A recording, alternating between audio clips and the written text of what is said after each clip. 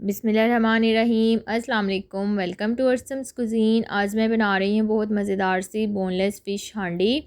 तो रेसिपी को स्टार्ट करने से पहले आप लोगों से रिक्वेस्ट है कि प्लीज़ मेरी वीडियो को एंड तक ज़रूर देखिएगा। तो चलिए बनाना स्टार्ट करते हैं। एक अदद मेरे पास है बोनलेस फ़िश फ़िले। इसको हम छोटे छोटे क्यूब्स में कट कर लेंगे। अगर आप बोनलेस फ़िश यूज़ नहीं करना चाहते तो आप इसको विद बोन भी यूज़ कर सकते हैं।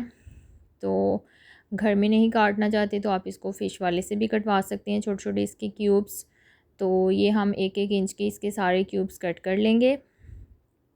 ऐसे ही जो बाकी वाले थोड़े से पीसीज रह गए हैं उनको भी मैंने काट लिया।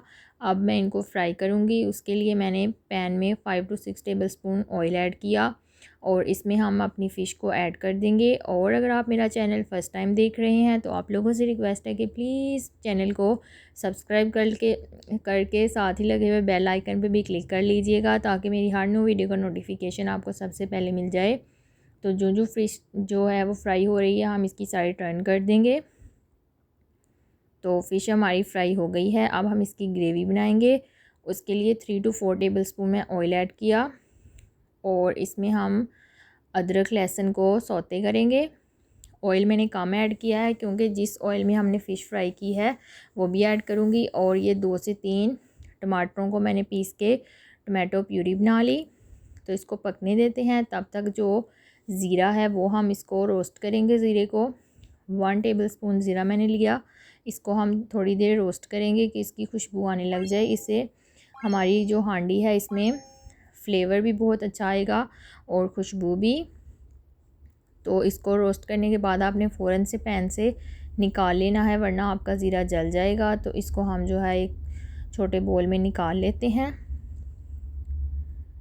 तो दूसरी तरफ हम इसमें मसाले ऐड करेंगे जिसमें सॉल्ट हस्बे ज़ायका या half teaspoon, red chilli powder 1 teaspoon और ये जो हमने ज़ीरा रोस्ट किया इसको हाथ से मसल के ऐड कर देंगे क्रश करके।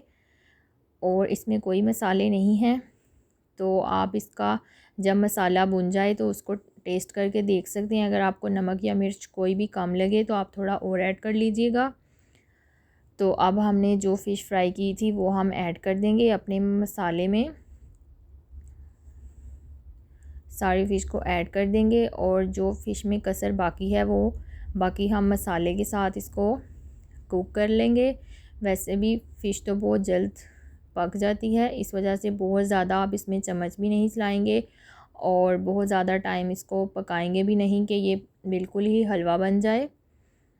तो अब हम इसको हल्के हाथ से थोड़ा मिक्स करेंगे ताकि सारा मसाला फ़िश के साथ मिक्स हो जाए। और इसको कवर करके नहीं, ऐसे ही इसको मैं पकाऊंगी। और आप इसको हांडी में ही बनाइएगा क्योंकि हांडी में बने हुए खानों में और जो हम नॉन स्टिक पैन में बनाते हैं काफ़ी टेस्ट का फ़र्क आ जाता है।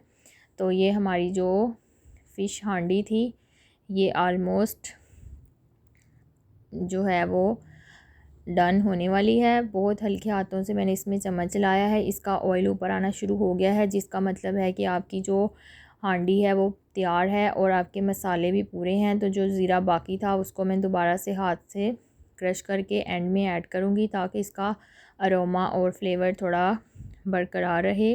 ऊपर से थोड़ा सा इसमें हरा धनिया ऐड करूँगी और दोबारा से इसमें हल्का सा चम्मच चलाऊँगी ताकि ये भी अच्छे से मिक्स हो जाए। और इसको मैं हांडी में ही करूँगी सर्व गर्मा गर्म।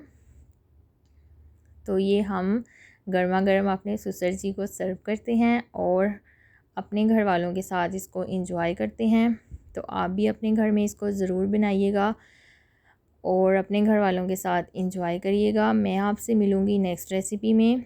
अपना और अपने घर वालों का ढेर सारा ख्याल रखें। Take care. अल्लाह हाफिज़।